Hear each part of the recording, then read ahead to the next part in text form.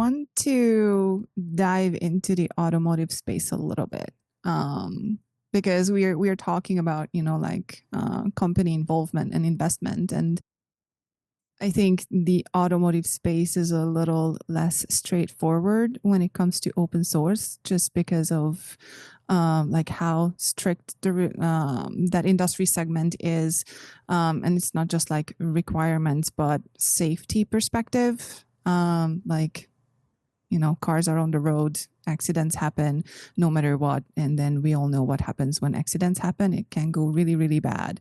So the software that goes into those cars, that really has to be like well tested and all those things. And so I would like to understand, and Philip, ask you a few questions to dive into this part of the automotive industry, just to help people understand who are not working in this space, like what it takes to put these cars together, not just the mechanical part, because there are tiny little computers everywhere in the cars by now. I don't know what the number is. I think back in the day when I was looking into the automotive segment and really wanted to get involved, I think it was like 80 or 100 ECUs, which is electric Control unit. control unit.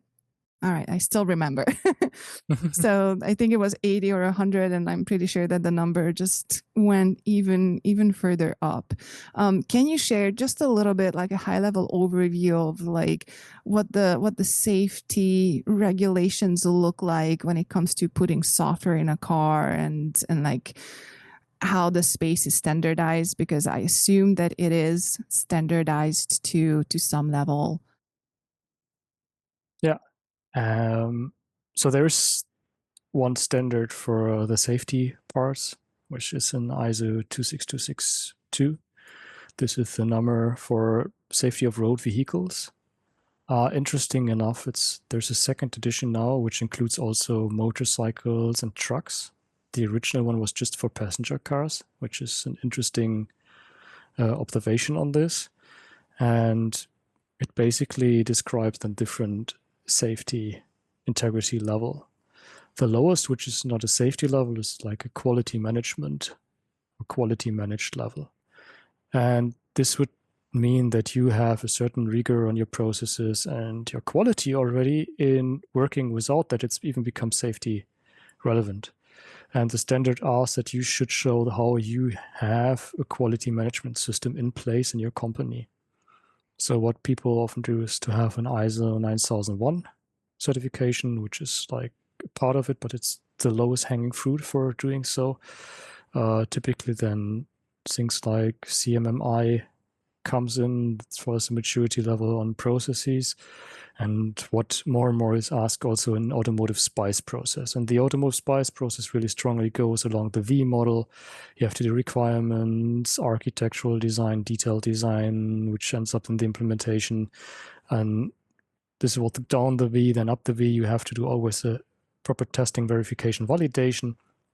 And this continues to harder elements in the safety part. And then there is this automotive safety integrity level, this ASIL.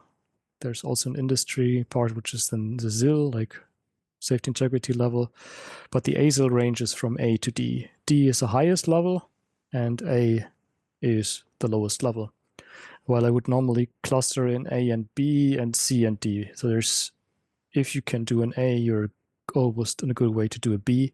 That's why most use cases you will find a B. There's a few where it's A, but most of them is then B if it comes to safety, or then on higher levels it's a D. In a level of B, you could still have what's called a safe state. So you can define how the system would stop operating in a safe manner. I come from the infotainment cluster screen world. So long time it was that people said a safe state could be that you switch off the instrument cluster, like that your meter and so on is no longer displayed, because then you as a user know, oh, there's something wrong in this. And then you're good. Or you have a rear view camera, as long as you detect that the rear view when the rear view camera is freezing, you would switch off the rear view camera from the back of the car. You have a safe state. But this does not work for autonomous driving anymore. And this means then you need to be fault tolerant, you need to be fail operational so that you still operate when you fail. This could be very hard for like complex things. And you mentioned the control units, which have been like 100, 120, which currently try to get more centralized because we have so much computation performance and we're cost sensitive. So therefore we try to find our best sweet spot on cost and performance. So we bring things together. And that's where new challenges on mixed criticality come up, because suddenly entertaining infotainment world with your car navigation, radio, and so on should run on the same system, maybe like your map calculation, because both calculate the map, and one is just for the ADAS stack to make your way through the autonomous driving thing, and the other one is just to illustrate where you currently are with your activities. And then you see that there's potential of interference and so on. That's where all these challenging things come up, and where open source has a hard time, especially Linux also, because it was never made for this. And to this rigor, as you say, one person said, so it's just a rough number, it's like 20% is the source code you're writing, and the remaining 80% is documentation testing.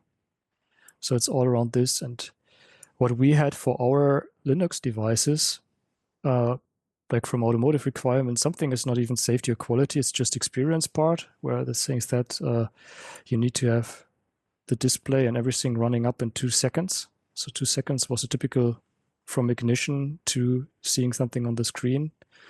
But then it was also kind of quality demands that you need to respond on the CAN bus within 80 milliseconds. You had to have an early gong, which is like putting in a rear gear in 200 milliseconds, and 500 milliseconds to see the rear view camera. These are all requirements which you get in, and which you need to handle with like software, which cannot be only deeply embedded, where you need to have all this rich function later on. And that's why we spend a lot of time in testing, stability, road tests. You had to drive many, many kilometers. And what we, for example, had is it was a requirement that we do not have a screen flickering or black screen, which means a reset. We're not supposed to have any unintended reset. And I was like, I don't know, I was surprised, so that after 8 years of operation with my car, personal car, I suddenly said, I saw that my infotainment system went off and on, and said, this was a reset. I never experienced it to happen. It never happened again, right? It was just once in 10 years. It was going on and off. But exactly this case should not happen in safety, because this could be the moment where you are on a highway with having a complex traffic situation, and if the system would just decide to restart, actually, I don't know even which operating system was in my navigation device. It was not a Bosch unit, so it's not the one which I built. But this is just like the quality rigor which they are looking for, like no resets, no flickering in screens, strong performance demands.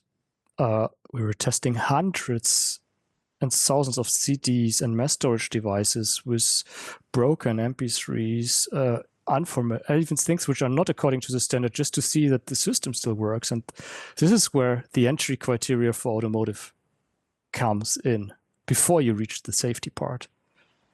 So this is definitely a thing there.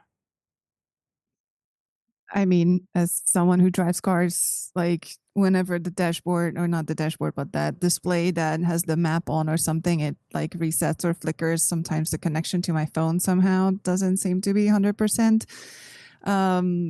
Like I haven't caused an accident, but I can see how it could. So even that little thing that is supposedly not a safety critical function can still distract the driver enough to, like, if there was something in those, I don't know, milliseconds or maybe up to 1 or 2 seconds when you were staring at the display that was doing some weird stuff, something ahead of you on the road and you weren't paying attention, that really does matter. So I understand. This is where the complexity gets in, right? Because you have so much more combined, and where we had traditionally Linux system, it's nowadays also Android, which runs in the central infotainment system, which is Like if you do a build of Android, you end up with 100 gigabyte of build information, and then you compress it like to 16, 12, 10 gigabyte, including the map data and so on, like on your device. This is far more than you had, and then you have all the connectivity and the interaction, and then controlling things via app on your phone, and then you say, okay, again, it does not work because it adds so much ecosystem, so much complexity. When we just took mass storage devices, you cannot test all the phones, all the software versions of it. It's super heavy effort. And this is potentially also what I feel is reducing a little bit the trust in things like which coming from the open. They know it's Android, they know it has an open source base, they know it's Linux underneath. They see that these comfort and infotainment and entertaining functions in the car don't work as they would assume that they work. But this is something like also not every supplier is handling in the same way. They may have an acceptance. And I remember that on the local site, the manager of the local site in Hildesheim, who had a car, and whenever he was driving a car where Bosch didn't won later on the RFQ, and it's like, I think it's more than 10 years ago, but he came, I was sitting next to his wife at this time, and she told me that he's complaining all the time that the navigation system stops, does reboots and so on, and said, they haven't selected us. It would never happen with our device. We would be thrown out for these kind of things. How can they make it into production? What are we doing wrong? Why do we have this quality? They can bring this into production, and they've thrown us out. This was really, he was really annoyed, but we saw like 10 years back, like I say, the system which I have, it runs super stable since 10 years in my car, with one reset, of course, yes. It operates still like I don't feel a lack in performance. It's operating as on the first day. Of course, I don't find the streets anymore because they've built in new roads and it's not updated. It has no over-the-air option, but it's the quality. Nowadays, it's really hard to achieve this with an Android environment, faster demands, more user experience to really come to this rigor which we had 10 years back. But we see that these projects evolved and made it into other areas. So I know about indoor camera, interior cameras, which run Linux not safely, but safety oriented, and where you can make use of it. And this is actually not a safety function to have a drowsiness detection, because the question is, the driver is drowsy. Anyway, it's more a comfort function that you say, okay, here, please take a rest. There is a risk. There may be a time when it becomes a safety functionality and people are not accepting that you're taking away your hands. And so then it suddenly becomes from a quality managed convenience functionality into safety critical space. And you need to solve this problem. But here, going with Linux, with the ecosystem, things to exchange, which you can do, that's where it's accepted to go so. And whenever you don't have the safety part, you try to find open source solutions, I would say, and also in the automotive space.